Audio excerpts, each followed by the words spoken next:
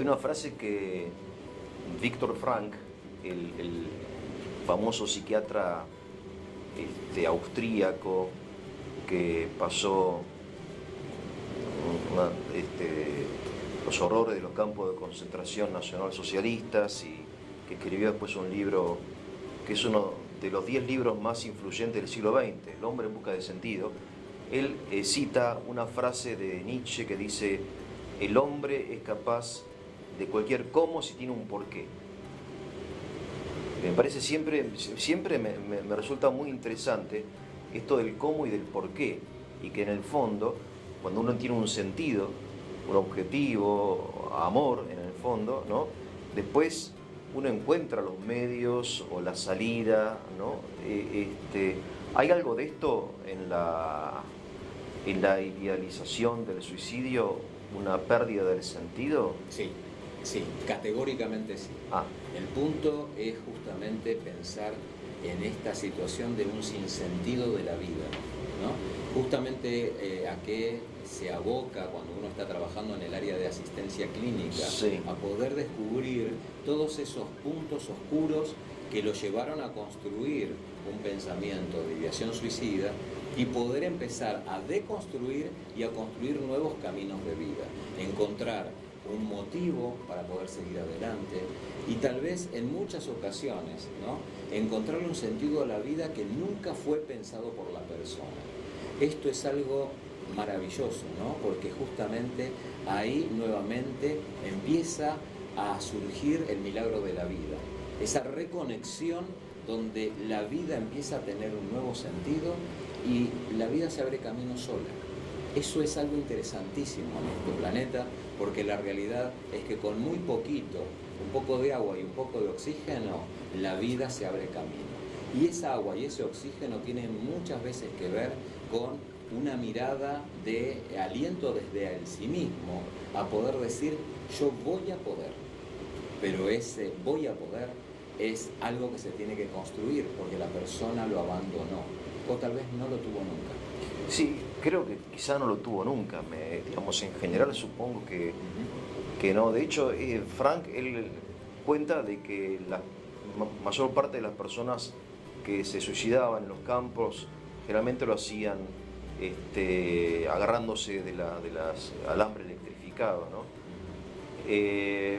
No tenían nada que los esperase afuera, ni nadie. En cambio, el que tenía un proyecto, puede ser musical o empresarial o familiar, fuera del campo de concentración, lograba sobrevivir, un porqué, ¿no?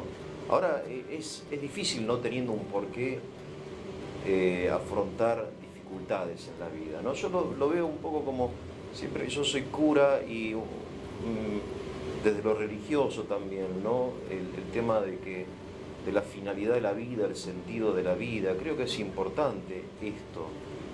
¿O no? Mira, o estoy exagerando, digamos, ¿no? Porque una de las grandes crisis que tiene el hombre es la crisis espiritual. sí.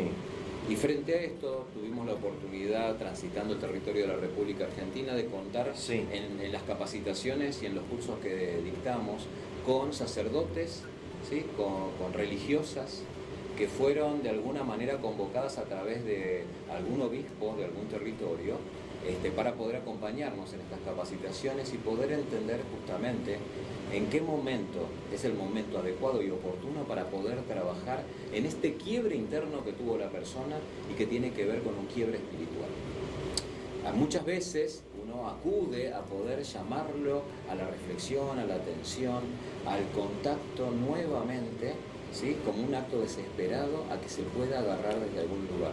Pero justamente en el momento de crisis no es el momento en que la persona tiene los campos internos abiertos, claro, como para poder agarrarlos. Exactamente. Y justamente si está en una crisis, claro, espiritual, no es el mejor momento para decirle Dios te ama, claro, o pensar en tu mamá, en tu papá, o en tu esposo, o en tus hijos. ¿Y entonces? Entonces en ese momento se tiene que trabajar fuertemente en el descenso de la crisis. Y en etapas posteriores, ¿sí?, cuando ya la crisis descendió, en etapas posteriores trabajar en la instalación de la espiritualidad. Ahora, en el momento, sea el marco que sea. Sí, está bien, sí, en cierta trascendencia, digamos, en cierta ¿no? trascendencia. ¿Qué sé yo? Hay muchas personas que viven para sus hijos o para su profesión, o no sé. Pero es muy interesante lo que decís.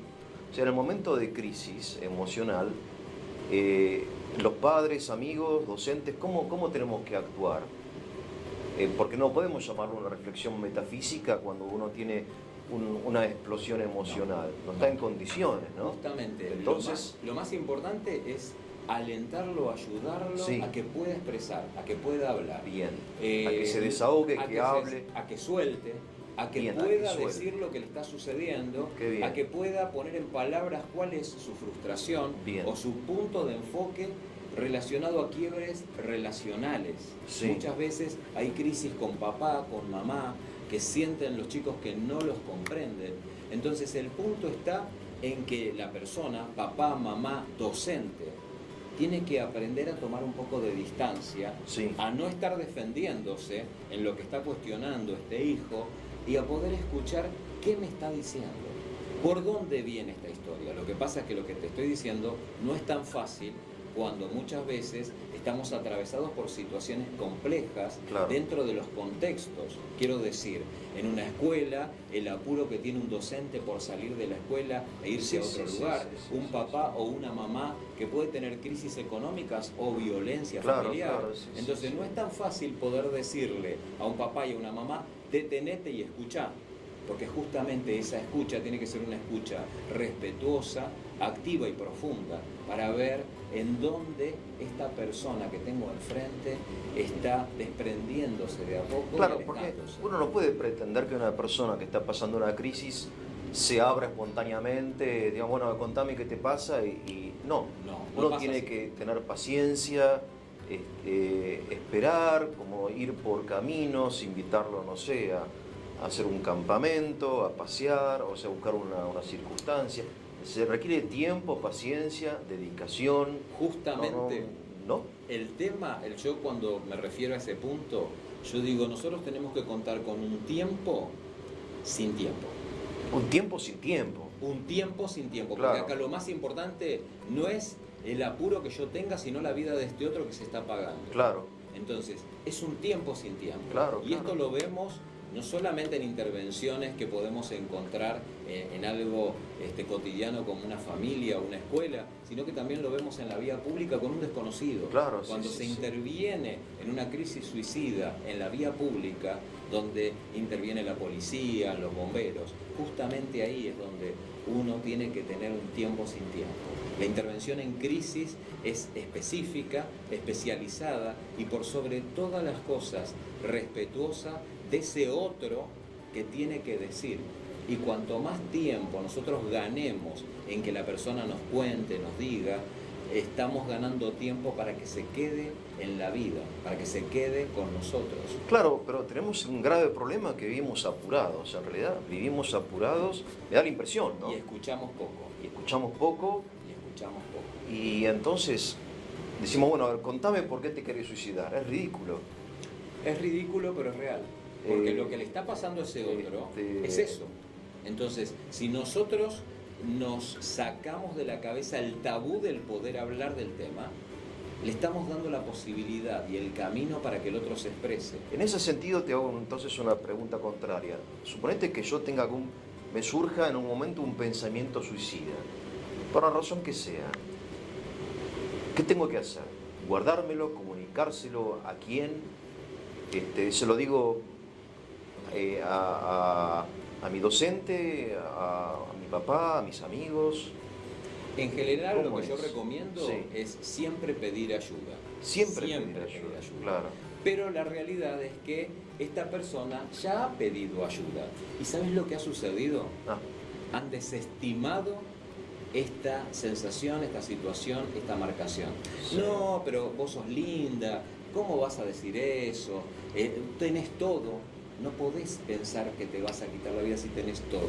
Entonces las personas, la gente en general, se quiere desembarazar de este tema, porque la muerte, y por sobre todas las cosas, la muerte por suicidio, genera cierto escozor, cierta urticaria. Y es como morboso, una cosa... No sé si morboso, no sé, pero sí tabú. con miedo, Sí, miedo, sí. tabú. Entonces, Sí, frente sí. a esto, lo importante es quitarnos ese miedo e invitar a la persona a que nos cuente, a ver, ¿por qué pensás esto? ¿Por qué pensás en querer dejar de seguir viviendo? ¿Qué cosas te llevaron a esa situación? Pero esta pregunta tiene que ser una pregunta interesada.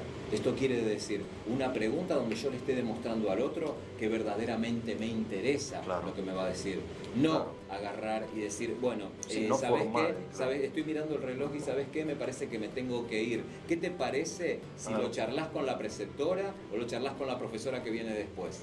Y claro, ¿qué le estoy mostrando? Desinterés. Claro. Entonces, estos llamados de atención o estos pedidos de ayuda Sí, sí. ya fueron desescuchados. Y frente a esto, tal vez vos, yo, seamos esa última alternativa. Y ahí es a donde tenemos que ganar para poder decir justamente, dame la oportunidad. A ver si podemos hacer juntos algo. Porque la realidad es que yo no te voy a salvar. Pero tal vez con tu voluntad, con tu ayuda y si te das la oportunidad, podemos construir algo interesante.